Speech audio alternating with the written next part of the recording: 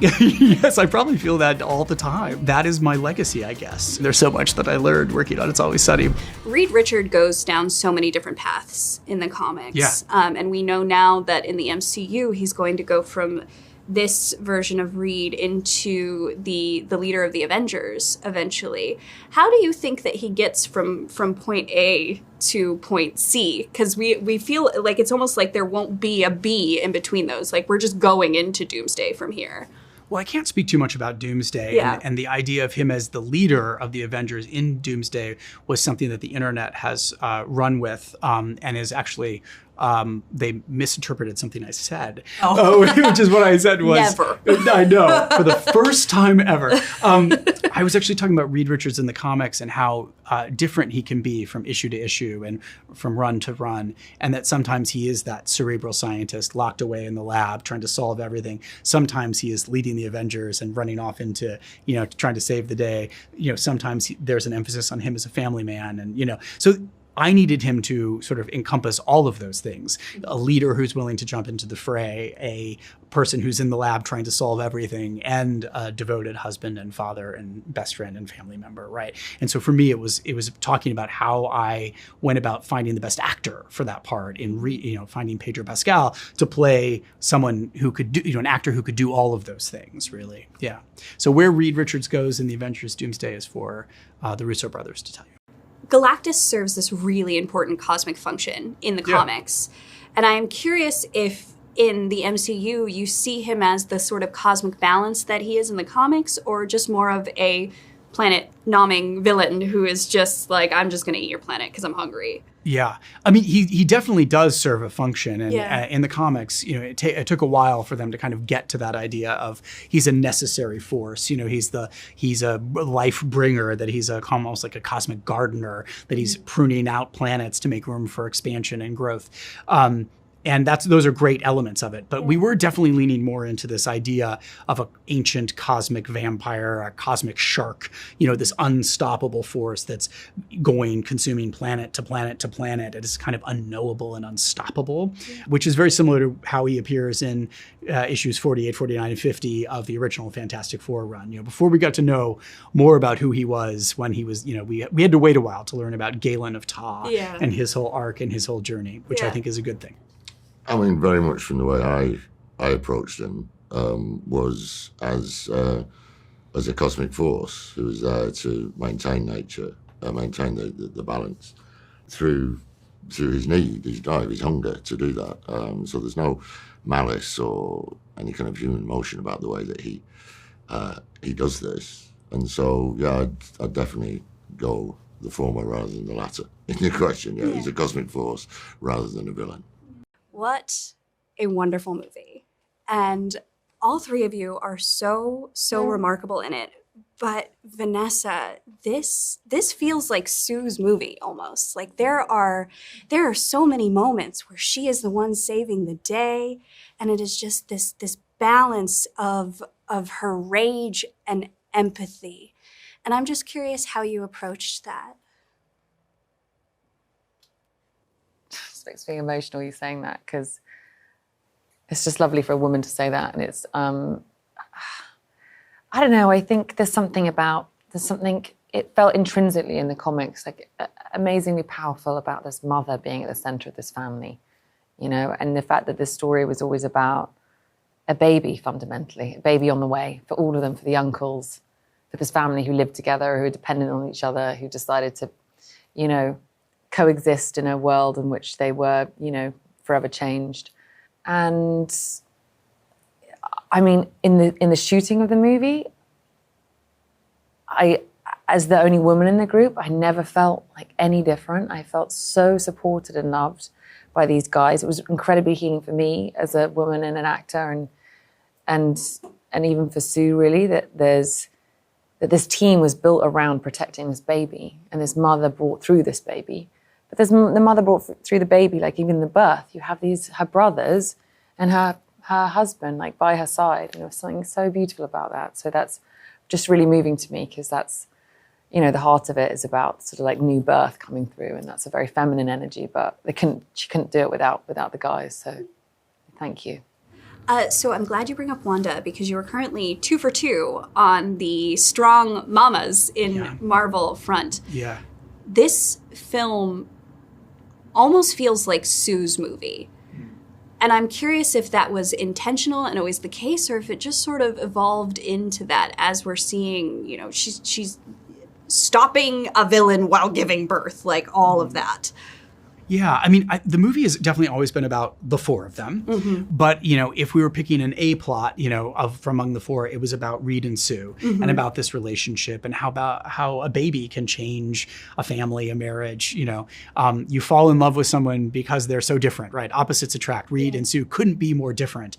But then sometimes those differences become challenging when you have a common project, raising a child, and suddenly you have such a different perspective on the world, right? And so I wanted to bring that realism. I wanted to bring my own experience as a husband and a father into this movie. I live with two strong, amazing women, my wife Maggie, my daughter Maisie, and they are every bit as awesome as Sue Storm. And I wanted to bring that to it, which is just that there's an emotional intelligence, there's a cerebral intelligence, there's a leadership quality, there's a fearlessness, and I think all of that is reflected in how I see Sue. And yes, I love Wanda, and she's just as fierce and amazing a character, and to be able to have these two strong female characters in the MCU, it's wonderful. Yeah. You know, the Fantastic Four is Marvel's first family, but you guys are coming into phase 6 of the MCU. Was there something exciting about coming in late and introducing this first family, or did you find it more challenging? How did you feel about that coming into this film? I suppose it's a universe that's already been established cinematically, so you're aware of the enthusiasm for the characters that populate this universe and the devotion that the fans have for it. So that was exciting to come into something like that, as well as like a little bit daunting. It was both of those things. And the challenge was that we were exposed to, basically we went to this Comic-Con before we'd even started filming. And so we were very aware of kind of the external awareness of it before we started filming, which is quite strange. Normally that doesn't happen with a film. That, I would say, was personally the biggest challenge for me, was trying to dial that down and just focus on the job at hand and listen to my scene partners. So did the two of you actually get the opportunity to film together, or were you separated the whole time? We were mostly separated, unfortunately, because he's lovely and big fan. But no, we had like 1 or 2 days. Yeah, we did. We didn't attend. We did some offlines Yes. together, rather than filming together, because when each of us is filming, it's a pretty solo thing. Galactus has to be shot on his own because you have to shoot him as a miniature, with those eyes. And Shalla-Bal had to be motion capture shot. So yeah, we didn't actually come across a lot during filming, unfortunately. It kind of fit with what the relationship is in the film. So, but I know I was mainly with the four. Yeah. So what's it like filming like that when you you're talking to a tennis ball instead of a person, or engaging with somebody who's not there? I think if you've done the work beforehand, before you get to set, I think that's the key about working in kind of high tech, is that the word? Yeah. Environments for acting. When you're acting in that kind of situation, you don't have the normal things. You can't see an actor's reaction when you're playing a scene. You don't have that kind of that connection that you would do in other ways of shooting. So it means that you kind of have to have done your character work even deeper before you go to work, because I'm standing there looking down in full costume, looking down at a cross of tape on the studio floor. If it looks like that's what I'm doing, then I'm not doing my job right. But it's got to look like I am looking down on New York or whatever. So the character work that I'd done in the months leading up to it, kind of what gets you through in those moments where you're working very technically.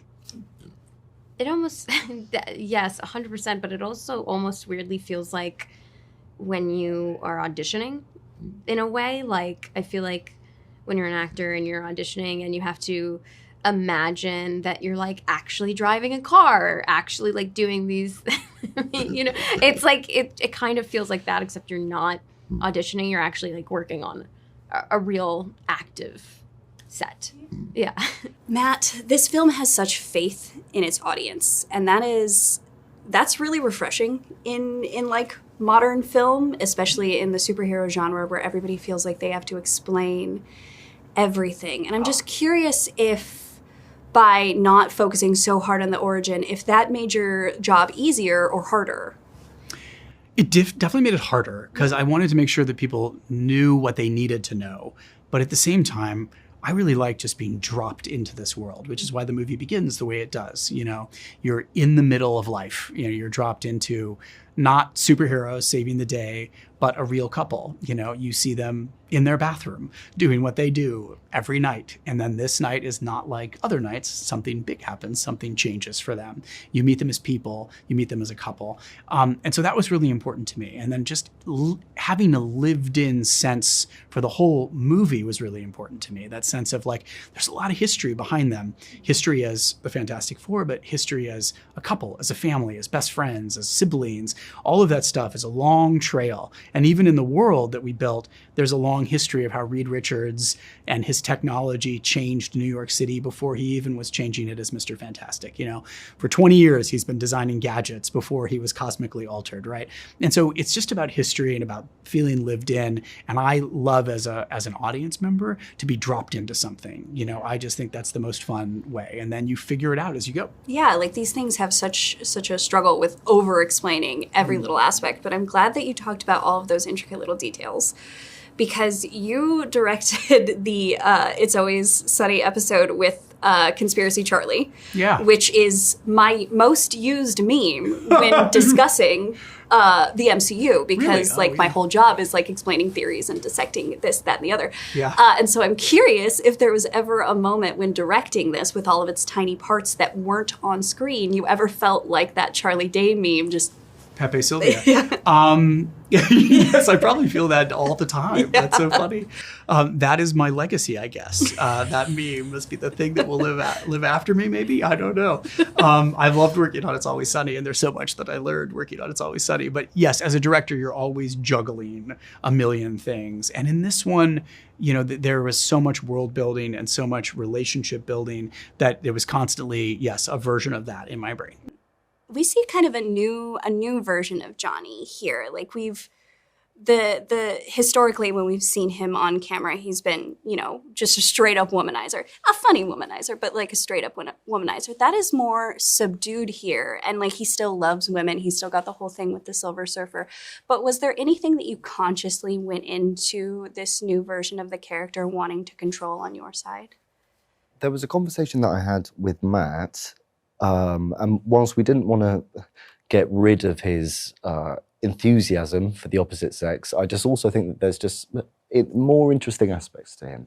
I think that there's something aspirational in him. There's something kind of quite youthful and hopefully quite warm about him. And yeah, I think they're more interesting characteristics in a human being, I think. We've got so many big, broad moments, but there are also so many quiet moments in this film. So much of it is everybody problem solving together, and I'm just curious which one really stood out to all of you. I mean, I think I think I can speak for all of us. The stuff that we really loved was the most domestic stuff, right? Like just being in the kitchen together, being in the living room together. That's, you know, this movie is so big and it's so intergalactic, and there's so many things going on outside of, in addition to our acting, that I think those scenes were where there was less effects, and it was just a family having dinner together, preparing a dinner. For me, that was really the things that I love. Yeah, I agree. Whilst it's incredible being on these massive sets, it's a very rare experience as an actor to be working on something of this scale. When you're able to dial it in, and especially if you're working with a cast that you really love, it's nice to lean into the kind of more domestic aspects of it too. No? Yeah, yeah. I mean, it's new. Yeah, it was. It was so fun in this movie doing things like I don't think it's in the movie, but there's a scene where I was brushing my teeth. There's a scene where Reed smells Sue's socks. There's a scene where I'm eating pickles. There's a scene where you guys, well, there is definitely a scene of you eating cereal, and like those little things were so cool because that always felt, it was always the special thing about the comics, is that you have this domestic, like, little family who, you know, are living together at home, and then they have to go out and be celebrities and superheroes on the outside, but really, ultimately, they're just a messy family behind closed doors. And so, yeah, it was always that stuff that was the best. And it helped us because it made us feel like less grand somehow. More of the mess of being a human, and then the powers being more metaphorical somehow. This story is in addition to just having faith in its audience, it's also very contained, which is new for the MCU post Phase 1, because Phase 1 was very good about that, and this is now sort of we're in Phase 6 now, and we're back to that. But I'm curious if that was a refreshing change of pace after doing WandaVision, because that is not contained. Right. Yeah, I love MCU interconnected storytelling, just like I love when that happens in comic books. You know, I was a fan of Spider-Man. Spider-Man had a team up with Johnny Storm. I suddenly learned about the Fantastic Four, and then I was reading Fantastic Four comics. Like, it's a tradition in Marvel to do that, to have standalones as well as to have things that interconnect. And I think it's a great time, because I think there are a lot of people who maybe thought, oh, Marvel's gotten too complicated. I don't know all of the minutia. I can't go see a new Marvel movie. This movie, you can. Like, it's a whole new universe, a whole new Earth. You don't need to know anything. They're the only superheroes in this universe. So come on in. The water is warm if you haven't. But if you are a Marvel fan, and you know, then we are doing everything we can to honor these beloved characters, and they will be joining up, obviously, with other MCU characters that you know and love. So there's something for everybody in there. Yeah. So this is such a character-driven film. Like, it's got its big bombastic moments, but it's also deeply intimate. And, like, we're just spending time with this family, and we're just listening to them live in their weird life as these superheroes. How did your history in television prepare you for such a character-driven story? Well, I also have a long history in theater, you know, and I think maybe that prepared me even more, you know, building family, you know, bringing these folks together for 3 weeks of rehearsal before we started filming was crucial to kind of building that chemistry, making this family feel lived in, making you feel like they have known each other for most of their lives, was really important. But it is a tonal balance, you know, and so I definitely was drawing from dramatic work and comedic work that I've done, from things that are large scale, whether it's Game of Thrones or Monarch, you know. But WandaVision was also a very good, you know, sort of place to stretch and you know, no pun intended, for this movie, pick up some new skills, because that's also about a family, you know, and also was stylistically very, very specific in its own way, different, but specific.